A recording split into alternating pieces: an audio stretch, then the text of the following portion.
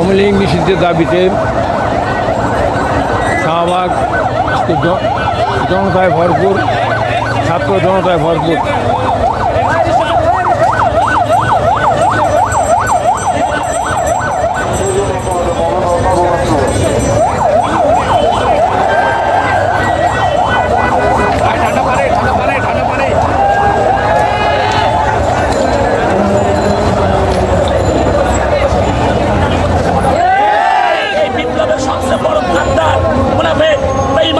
ভারতের দালাল এই আসিফ নজরুল কথা বলে সবচেয়ে সর্বশেষ কথা হচ্ছে এই আসিফ নজরুলকে আগামী 72 ঘন্টার ভিতরে পদ থেকে পদত্যাগ করতে হবে।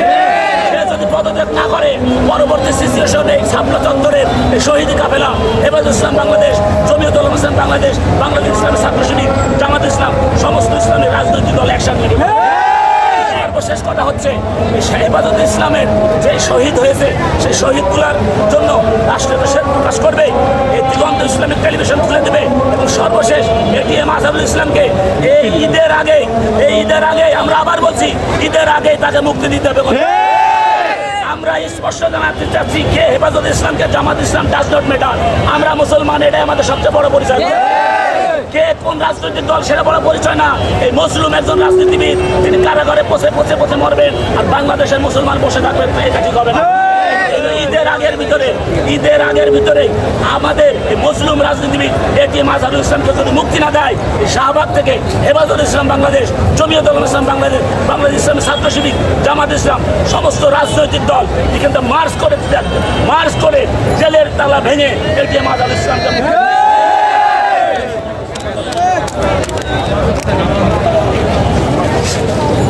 আন্দোলনের মধ্যে তারা রাস্তায় এসে নামাজ পড়ছে জনগণ, ছাত্র জনতা।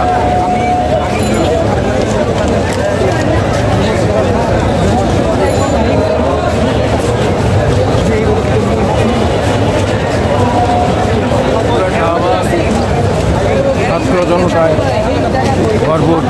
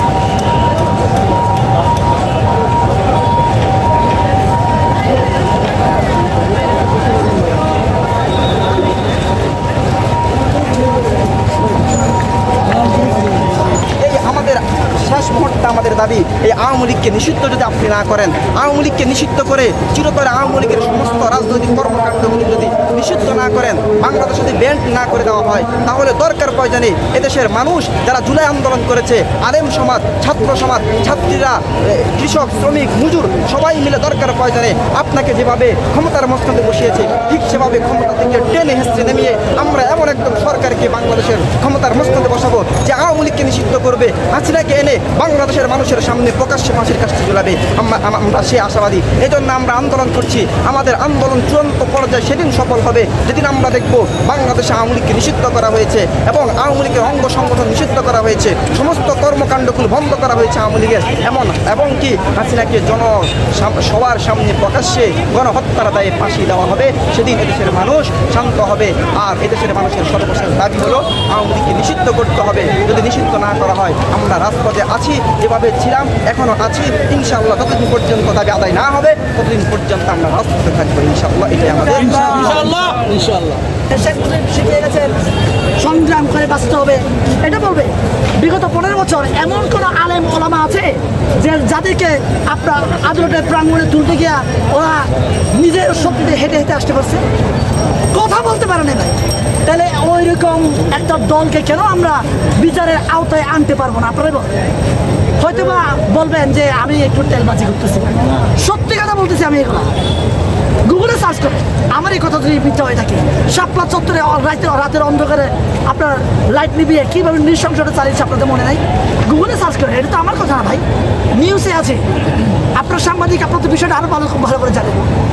আমার কথা হচ্ছে, শেষ কথা, আওয়ামী লীগকে নিষিদ্ধ করলে হবে না। নিষিদ্ধের পাশাপাশি, নিষিদ্ধের আগে সকল জুলাই বিপ্লবের হত্যাকারীদের বিচার করে ফাঁসির কাস্টে ঝুলিয়ে সব শেষে তাদেরকে নিষিদ্ধ হবে। নিষিদ্ধের আগে তাদেরকে ফাঁসির মঞ্চে ঝুলাতে হবে, তার আগে কম নিষিদ্ধ অবশ্যই।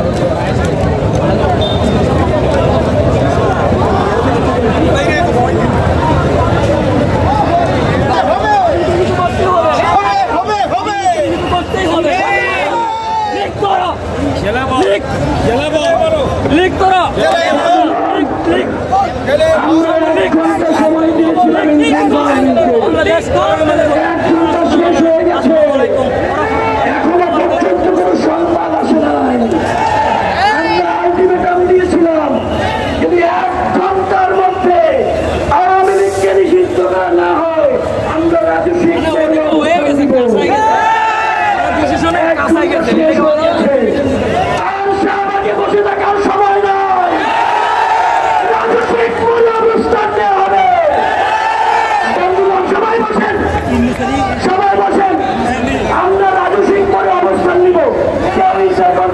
সামনে যে ব্যারিকেড